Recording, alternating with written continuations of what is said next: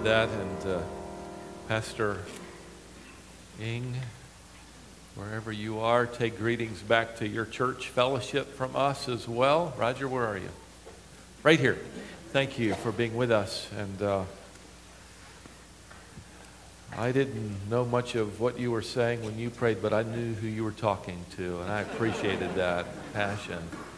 And we're praying that perhaps God will allow us to join our seminaries and our efforts and churches together as you train men to pastor and teach there. It would be a real privilege if God would open that door for us. Weren't those kids phenomenal? That is absolutely amazing. Wasn't that amazing? How many moms are in here just boasting in your spirit that your child got through it? Any parents in here? Yes, wonderful. I tell you, I learned that outline 20 years ago and use it to this day. And if you have never learned a simple outline like that, sign up for EE or have one of these kids come over and teach it to you with all the hand motions. I'm sure you'll get it. It's wonderful, wonderful. More than 100 years ago, I read just this week, a financial crisis occurred in the United States that became known as the Bankers' Panic of 1907. The financial crisis impacted and, in fact, crippled a number of industries, as you can imagine, and the ripple effect was felt all the way out to a place called Bisbee, Arizona. Anybody here from Bisbee, Arizona? That's what I thought. Okay? Nobody. Well, this lack of funding caused quite a problem between the copper mining companies and the mine workers there in Arizona. They were underpaid. The conditions were really, really challenging, as you can imagine. In 1908, 1909, they eventually organized labor unions and approached the management with a list of demands for better pay and working conditions. And the company refused and then retaliated by threatening any mining worker to approach them in the future would be immediately fired. So the mine workers were faced with this dilemma. They were either to choose working at the rock face of their quarry or lose their jobs, which would make matters only worse. And one of the workers coined the phrase, between a rock and a hard place.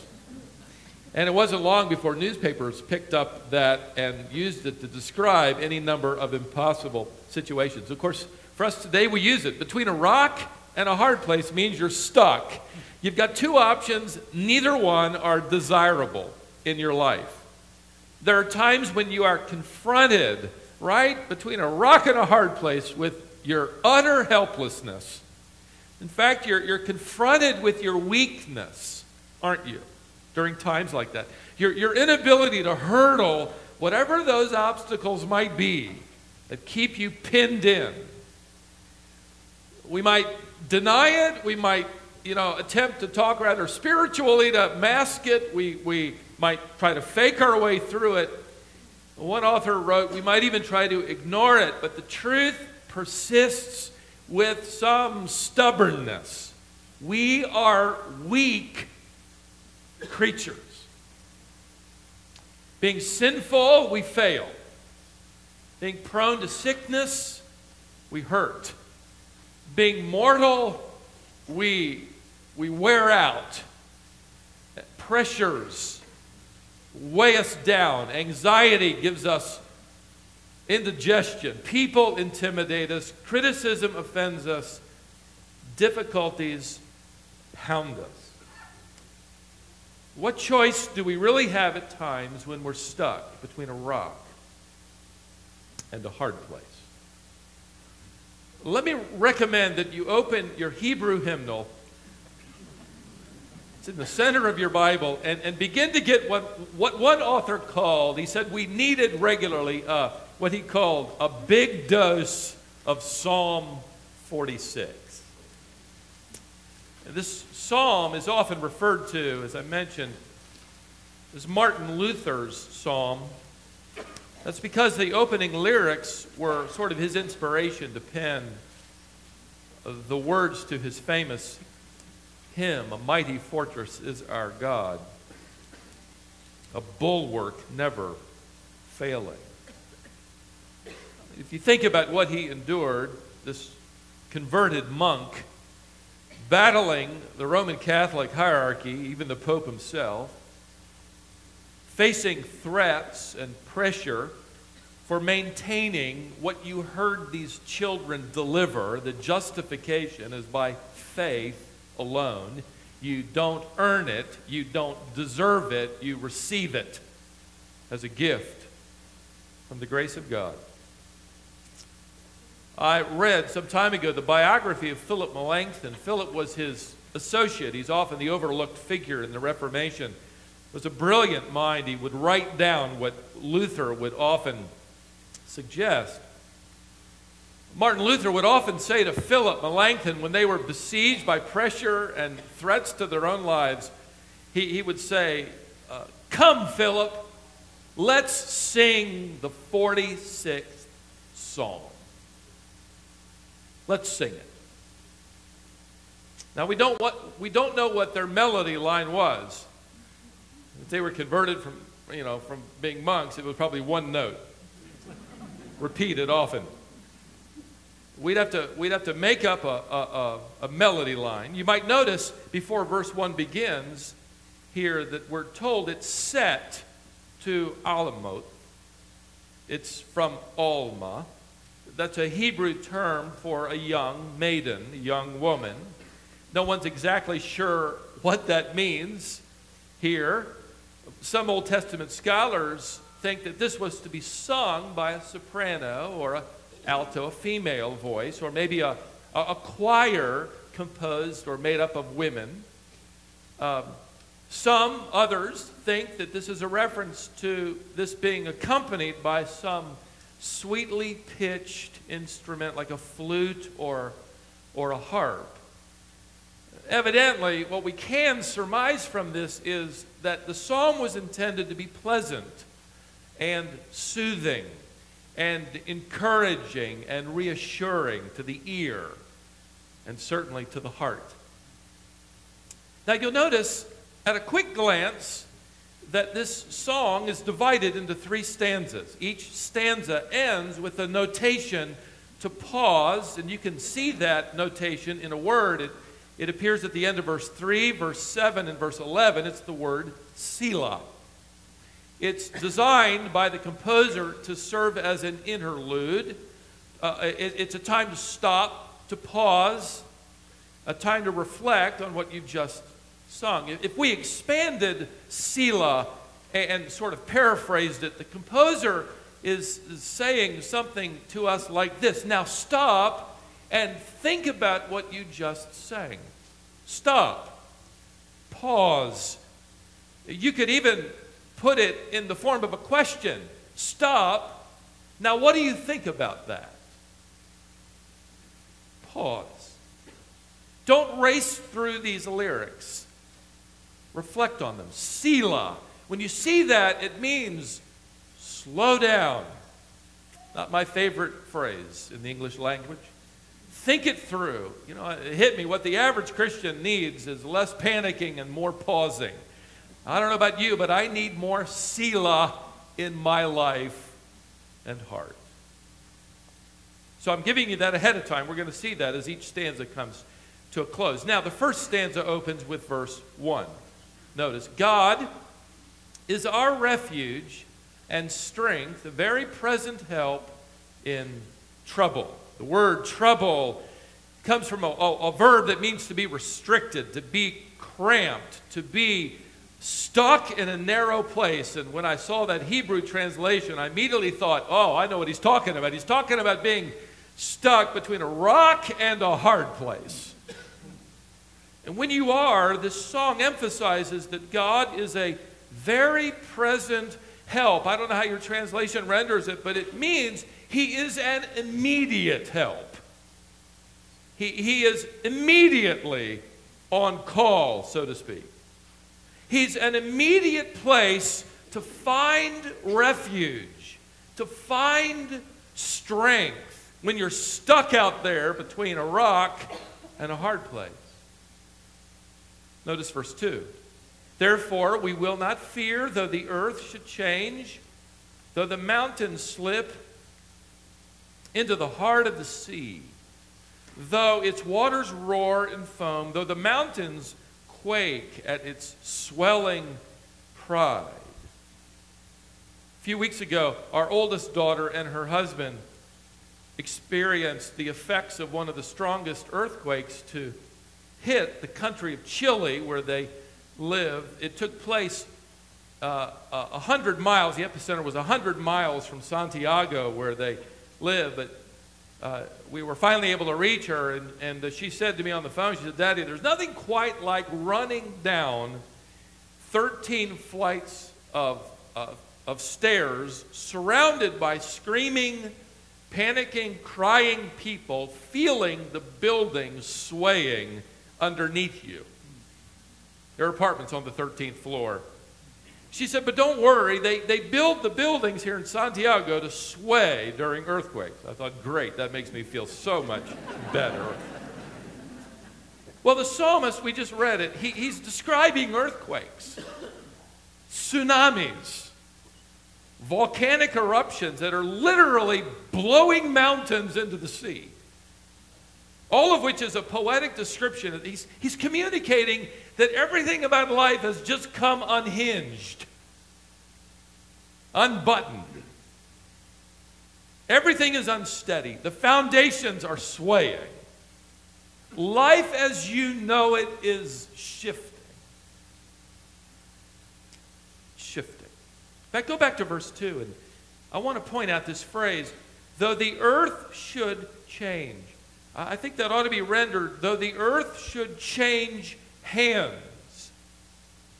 And if we go into the historical setting, and let me do that for just a couple of minutes, that this psalm came out of by these sons of Korah that wrote it. The historical setting is when Jerusalem was threatened by a king by the name of Sennacherib. He was a Syrian. His capital was a place it was Nineveh. Wicked king. He covered his throne with the skin of defeated kings. He came to conquer Egypt in 710 BC, and he's plundering and he's killing and he's conquering all the cities along the way. And here is little Jerusalem standing in his way. Doesn't have a chance. Sennacherib sends a message in the form of a letter to the king, whose name is Hezekiah, and he basically says, I'm going to defeat you and slaughter all of you, and I'm going to conquer Jerusalem. The people of Jerusalem panic. They're crying, they're screaming, they're demanding that their king form an alliance with Egypt, their only chance, do something, surrender. And Hezekiah, even though he knows he doesn't stand a chance, I love that text, and you can read all about it in 2 Kings, not now, 2 Kings 18 and 19. And he takes that letter from Sennacherib, and he goes into the temple precinct, and he spreads it out before the Lord. I love that. It's as if he's saying, Lord, you got to read this. Look at what he's saying. And Isaiah the prophet comes to Hezekiah, and he commends him for wanting to trust God, for not wanting to sign an alliance with Egypt or surrender. Isaiah basically says, stay the course. Stay the course. From all external evidences, it seems pretty obvious that the earth is about to change hands. The power is about to shift, and everything's going to change. God keeps his word. Just around midnight, 185,000 Assyrian soldiers die from some strange disease that overtakes them. Sennacherib limps home to Nineveh, where he is soon assassinated. Out of that context comes this psalm. There is absolutely no way out. There's nowhere to go. There's no way through. There's nothing to do but go to God. They're caught between a rock and a hard place. By the way, don't miss the repetition. Whenever you see things repeated, underline them. You'll see the word in just this opening stanza repeated 4 times. Though, or although, although the earth should change, although the mountains slip into the sea, although its waters roar and foam, although the mountains quake, find your refuge in God. I couldn't help but wonder, I wonder what, if we had time, and it would take days, because every one of you has an although in your life. There is something occurring, perhaps, that right now has you between a rock and a hard place. And you can find your place in that word, although. I'm finding refuge in God, although my bankruptcy has just finalized. Although my marriage has just ended.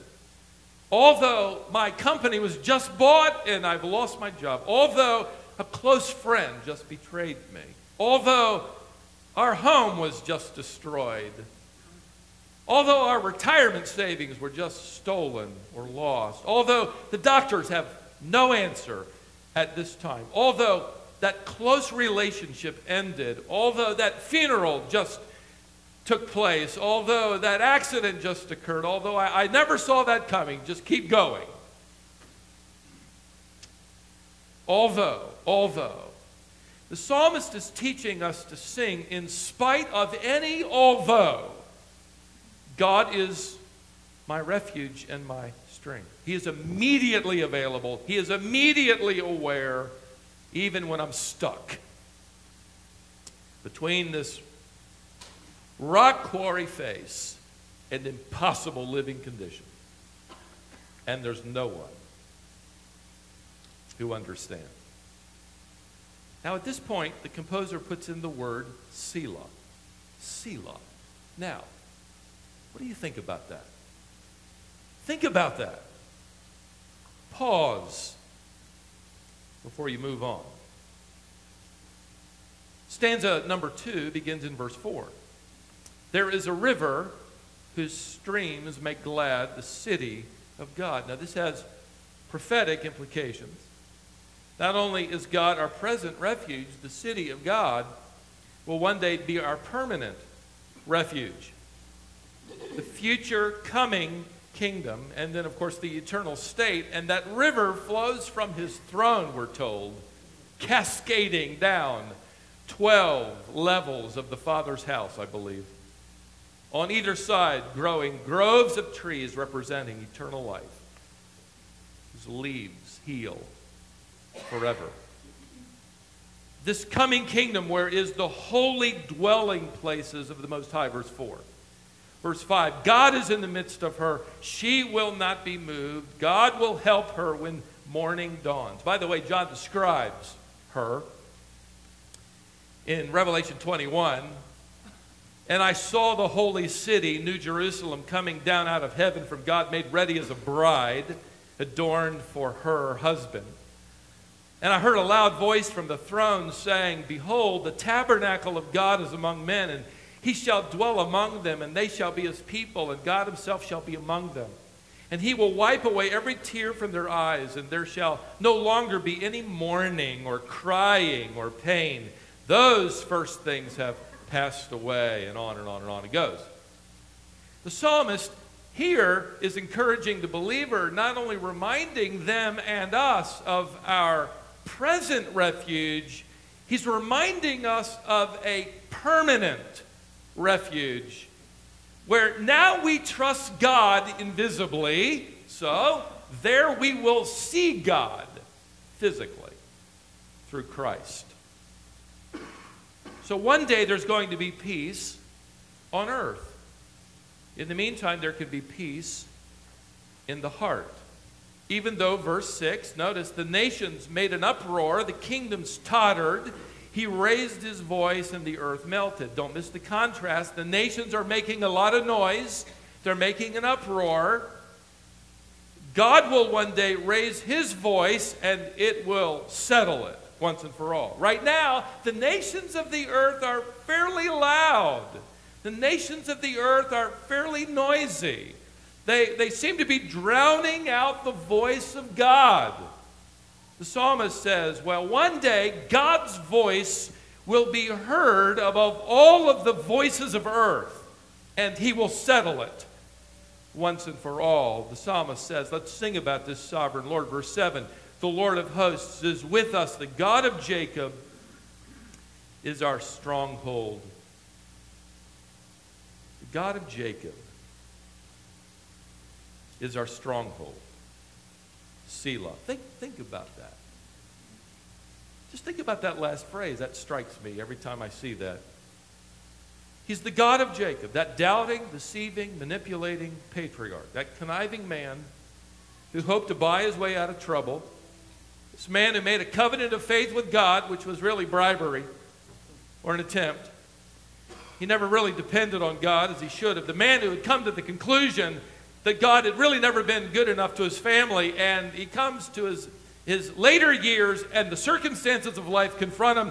He's stuck between a rock and a hard place, and he says, well, everything is against me. God says, I am willing to be known as the God of Abraham. We get that. The God of Isaac. We get that. And the God of Jacob. And I'm really glad about that. Because if God is willing to embrace Jacob, to be the God of Jacob, he is willing to be your God and mine as well. And so the psalmist writes his second Selah. Think about that. Stanza number 3 begins at verse 8. Come, behold the works of the Lord, who has wrought desolations in the earth. He makes wars to cease to the end of the earth. He breaks the bow, he cuts the spear in two, he burns the chariots with fire. These are all the weapons of warfare. He's going to do away with them. Now, this happened in the days of Hezekiah, and they're celebrating it. But this also is going to happen permanently as God brings all war to an end. By the way, have you noticed how the world is quick to blame God for every war? Maybe you can remember in college that professor saying, you know, there's been more war in the name of religion and in the name of God than anything else ever. They're quick to remind you that all the wars fought in the name of God, all the blood shed over religious beliefs, that God is responsible and it's his fault. Never mind that in this immediate context, Sennacherib is coming to make war, not Jerusalem. But I want to give you another side to that thought. God will be responsible one day to end all war. In fact, if he didn't end war, war would never end. He's going to end it. One day, the prophet Isaiah says, they're going to take their swords and they're going to beat them into plowshares. They're going to transform their machinery of warfare into farming equipment. Not because they had a successful UN resolution, but because God's resolution brought about a changed heart.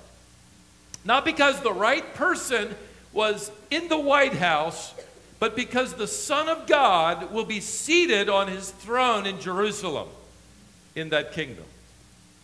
But I got to tell you, in the sweep of this song here, the psalmist really isn't so much concerned with the unrest and the troubled nations of the world as much as he is the trouble and unrest in your heart and mine. So verse 10, cease striving and know that I am God. I will be exalted among the nations. I will be exalted in the earth. The Lord of hosts is with us. The God of Jacob is our stronghold. Now, think about that. What do you think about that? Cease striving. The word cease in the Hebrew language can be rendered in our contemporary vernacular, relax. I like that word, relax. I'm going to try it sometime this week. How about you? Relax. Be quiet. The stem of the verb is what Hebrew linguists call causative, which means this is what you do. Make an effort to not make any effort.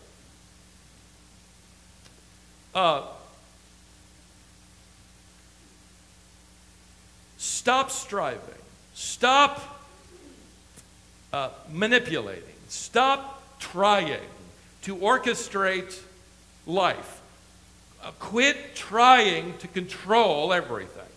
Quit trying to control everyone. Be still. Be still. That's not easy, is it? It wasn't easy for me in 3rd grade, 4th grade, 5th grade. Be still. Isn't easy now. Isn't easy for you. You got 5 minutes to go. Hang on, okay? And you can move. The psalmist is effectively quoting God here, and God is effectively saying, stop playing God and know that I am God. That's what he's saying. Stop playing God and know that I am God. If I'm going to take care of the nations, can I not take care of you? That's the implication. If I can handle the challenges facing this world, can I not handle yours? If I am in control of the noisy chaos and the corruption touching this world, am I not in control of whatever touches you? Selah. Think about it. There's no rock and a hard place that God effectively says, I am not capable of taking you through.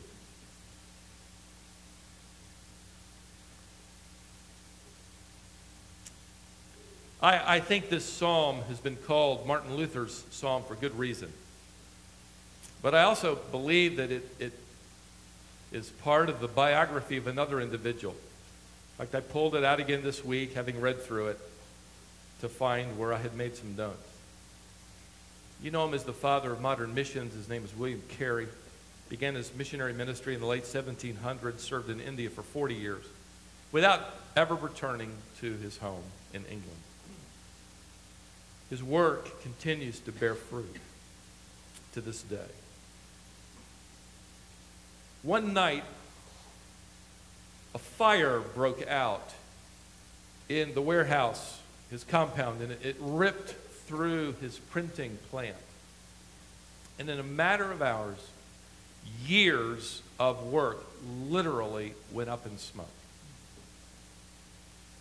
The following morning, Carey and his associates calculated their losses. And let me just breeze through a few of them. Try to picture what he must have been seeing. Try to feel what he must have felt. Manuscripts of nearly all of his Indian scripture versions were gone. All of the Kennarese New Testament, all of his Telugu grammar, all of the dictionary of Sanskrit, which he considered his most important life's work, completely destroyed. By the way, there are no computer backups. It's all paper. After 20 years of painstaking work, Carey and his associates had numerous translations in manuscript form, ready to be printed, burned up. Several languages where they had the lead cast, those little letters, if you've seen an old printing press, where they would lay those letters out and then lay the paper on top, pull the lever, and they'd press it. All of that lead from all these languages was destroyed. Let me just read some of the languages: Hebrew, Greek, Persian, Arabic, Nagadi, Telugu, Bengali, Burmese, Punjabi, Tamil, and Chinese. Mandarin. Burned. Melted. It also destroyed his buildings and his tools. A friend who came to see him at the mission would later write, "The scene was indeed affecting. The long printing office reduced to a shell, the yard littered all around with burnt paper. Carey walked with me over the smoking ruins, and the tears stood in his eyes. In one night," he said, "the labors of years are consumed. How unsearchable are the ways of God. He has laid me low." We walked over the ground strewn with half-consumed paper on which the words of life would soon have been printed. The metal under our feet amidst the ruins was melted into misshapen lumps, rubbish and smoke. Carey would write to a friend later and say, "Oh, the providence of God is dark. Can you imagine working 20 years on a project and it is burned up in 2 hours? There doesn't seem to be much light. It doesn't make sense. I can't figure it out." In his biography, I read how the following Sunday Carey stood to preach in his church. And he had confided to a friend that this was the only text that he believed he could preach. He had the congregation turn to Psalm 46 and verse 10. And he read, "Be still and know that I am God." After reading the text, he preached, and he had 2 points to his outline. Number 1, God's right to do with us as he pleases. Number 2, mankind's duty to surrender to God's will. Point number 1, God has a right to do with us what he wants. Number 2, our responsibility is to respond to his will. He then preached on the purpose and the promises and the principles of God. This isn't just Martin Luther's hymn. This is William Carey's. But I have news for you. It is intended by God to be yours as well. Let me suggest quickly 3 action points, okay? 3 action points. People are already getting ready to get up and leave. Scott, just wait just a moment, okay? All right. Number 1, Kathy, keep them down, okay? Just settle down. Pause. Selah, Scott. Selah. Number 1, let me encourage you to memorize verse 1. Memorize verse 1. God is our refuge and strength, a very present help in trouble.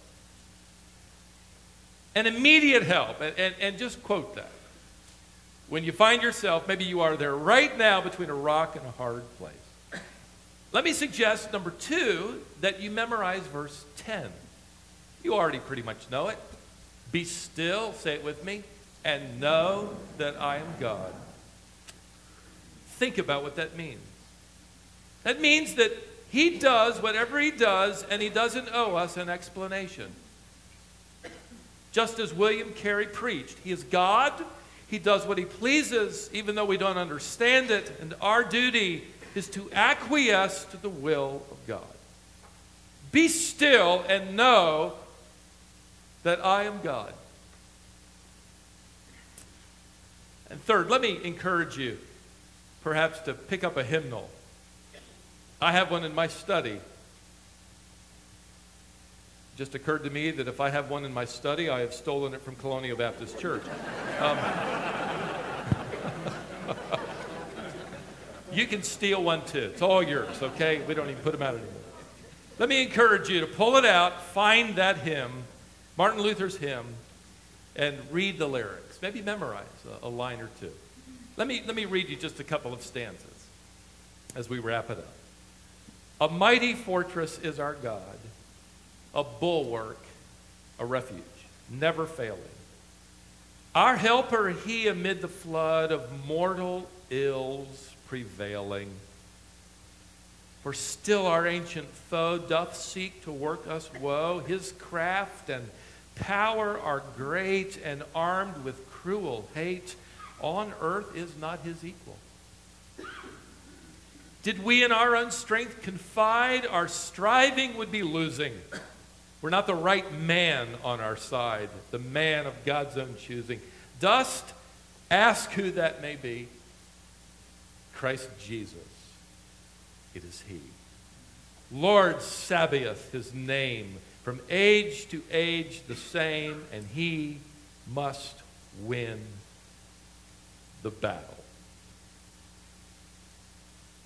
Be reminded that at this very moment, if you are between a rock and a hard place, it won't last forever. God will take you through it. It will not last forever. But God's kingdom and his rule will. His kingdom will last